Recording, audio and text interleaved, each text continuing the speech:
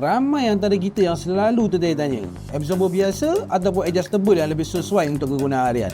Ni aku nak share 3 aspek korang kena tahu sebelum nak pakai antara dua absorber ni. First sekali dari segi keselesaan. Untuk absorber biasa ni, korang tak payah risau dah sebab dia direka untuk jalan rata ataupun tak rata. So korang akan rasa perjalanan korang tu lebih smooth.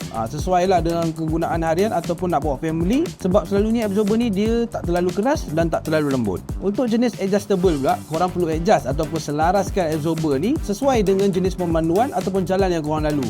Jadi dia akan leceh sikit lah. Okey, dari segi kos pula, harga absorber biasa ni jauh lagi murah daripada absorber adjustable lah. Itu confirm. So korang tak payah pening pasal bajet. Tak adalah makan Maggi hari-hari.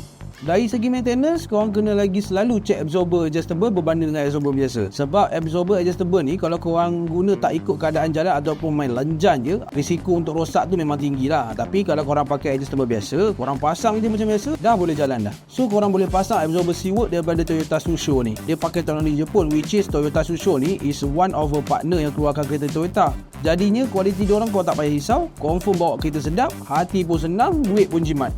Feeling masa drive tu pula memang rasa macam bawa kereta baru lah. So korang boleh dapatkan absorber seatwork ni dekat mana-mana bengkel kereta berdekatan korang.